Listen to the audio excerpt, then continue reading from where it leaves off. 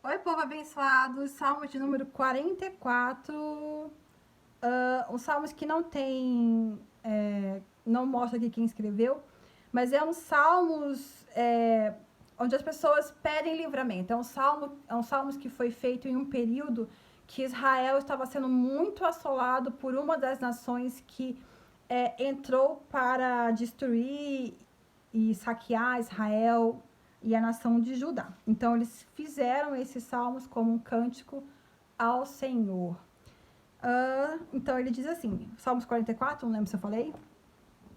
O Deus do passado está presente. Ó Deus, ouvimos com nossos próprios ouvidos. Nossos antepassados nos contaram os grandes feitos que realizaste na época deles, nos dias do passado distante. Como com a tua própria mão expulsaste nações inteiras para que nossos pais pudessem ser estabelecidos na terra. E peraí, gente, deu um trava-língua aqui. Abateste povos para que se pudessem expandir a prosperar. Não foi por meio de espadas ou da sua força que herdaram a terra, mas tão somente por intermédio da tua destra, teu braço e a luz do teu semblante, com as quais os agraciaste. Tu és o meu rei, o eterno. És tu que ordenas as vitórias de Jacó. Graças a ti destroçamos nossos adversários. Pelo teu nome pisoteamos os que nos atacam. Minha confiança não está depositada em teu arco, e sei perfeitamente que não serei salvo por meio da minha espada. Mas tu nos concede vitória sobre nossos inimigos e humilhas os que nos odeiam. A ti louvamos o dia todo, o teu nome engrandecemos continuamente. Agora, entretanto, nos rejeitaste, envergonhaste e já não marchas com os nossos exércitos. Fizemos-nos retroceder ante o inimigo, e permitiste que fôssemos saqueados pelos nossos adversários. Nos entregaste como um rebanho a ser devorado, e entre muitos povos nos dispersaste. Por quase nada vendeste o teu povo, nem mesmo valorizaste o preço. Tu nos converteste em motivo de vergonha dos nossos vizinhos, objeto de zombaria e menosprezo dos que nos rodeiam. Fizeste de nós um provérbio entre todas as nações. Os povos meneiam a cabeça quando nos avistam. Pareço humilhado dia após dia. Padeço, humilhado dia após dia, e o meu rosto está coberto de vergonha. Ante as injúrias e os insultos que me dirigem o inimigo vingativo. Tudo isso sobreveio a nós sem que nos tivéssemos esquecido de ti, nem houvéssemos traído a tua aliança. Nossos corações não retrocederam na fé em ti, tampouco nossos pés se desviaram da tua vereda. Contudo, tu nos esmagaste e fizeste de nós um covil de chacais, e com densas trevas nos cobriste. Se porventura houvéssemos esquecido o nome do nosso Deus e tivéssemos escondido nossas mãos a qualquer outro Deus, não o teria Deus recebido tal afronta? Pois ele é quem conhece todos os segredos do coração. Entretanto, por amor a ti, somos entregues à morte todos os dias. Fomos considerados como ovelhas para o matadouro. Acorda, ó Senhor, porque pareces dormir? Desperta-te, não nos abandones para sempre, porque nos oculta a tua face e ignoras a nossa desgraça e opressão. Prostrada até o pó está a nossa alma, desfalecido sobre o chão jaz o nosso corpo.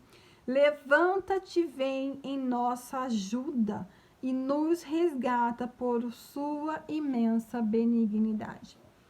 Quem pegar a Bíblia e abrir no Salmos 45 e ler, essa pessoa vai falar: nossa, que Deus é esse? Que Deus injusto é esse que não protege o seu povo? Como pode um Deus que fala ser pai permitir que seus filhos passem por tamanha situação, dor e angústia? Mas se você for ler a Bíblia, você vai ver que toda vez que teve juízo em Israel, é porque eles mereceram. É porque eles fizeram alguma coisa que desagrada a Deus. Idolatria, maldade, pecados sexuais, como teve vezes que o exército de Israel perdeu a guerra porque os homens se envolveram com mulheres pagãs. Josué uma vez perdeu uma guerra que estava assim, ela ganha, aos olhos dele assim, de boa, vou levar só 3.000 homens e vou ganhar. Perdeu a guerra, pessoas morreram. Porque um homem pegou coisas que não era para pegar e escondeu em sua tenda. Aí você fala assim, pô, todo mundo vai pagar por causa de um? Imagina você tem um pai. Você não, vou falar assim, vamos fazer uma situação. Um pai, e ele tem 10 filhos. E a família tem dinheiro. E aí esse pai, por alguma situação, faz um investimento errado e perde todo o dinheiro. Quem vai ser atingido pela essa falta de dinheiro? O pai e os filhos vão ficar de boa? Ou toda a família vai sofrer? Toda a família vai sofrer. Porque vai respingar em todo mundo. Deus, ele tratava o povo de Israel, uma nação, um só povo, um só Deus. E aquilo, tem situações que Deus deixava prolongar por muito tempo para ver se o povo se tocava. E eles não se tocavam. Então Deus entrava com juízo. Deus, ele não é injusto. Tem uma coisa que a gente tem que ter convicto na nossa cabeça, é que Deus não erra e Deus não é injusto. Nós não podemos cometer o erro de limitar Deus à nossa capacidade humana, ao nosso cérebro, que se destrói com os anos, que se acaba depois da morte. Não podemos fazer isso. Se nós tentarmos compreender Deus com a nossa limitação humana, nós não vamos entender. O que nos traz entendimento de Deus e sobre Deus é o Espírito Santo. Ele que nos faz entender as coisas, porque acontece como acontece. Às vezes, quando ele dá a resposta, você vai falar, nossa, estava na minha cara. Estava na ponta do meu nariz a resposta e eu não conseguia enxergar, eu não conseguia ver.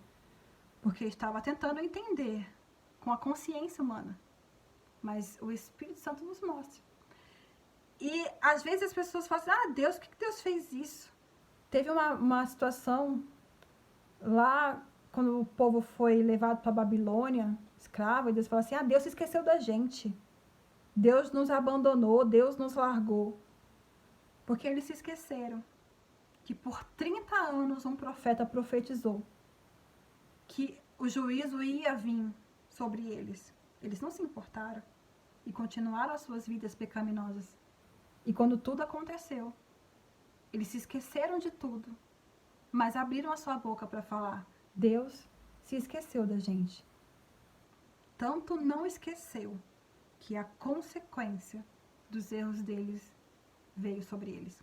Infelizmente veio sobre os justos e os injustos. Daniel foi levado para a corte. Daniel, aquele que foi colocado na cova do leão. Ele não fez nada de errado. Mas ele era povo. Ezequiel era povo, foi levado. Jeremias era povo e ficou em Israel. Aquilo que o nosso presidente da república, se ele fizer de errado, toda a nação vai padecer. aquilo que um pai faz de errado, toda a família. Porque é um povo. E todos sofrem pelos erros de alguns. E geralmente Deus vem com juízo. Quando aqueles que deveriam ensinar se corrompem também. Então, quando Deus vê que aqueles que deveriam levar o povo ao arrependimento, à verdade, se corromperam, aí não tem mais jeito. Aí ele vem com o juízo dele.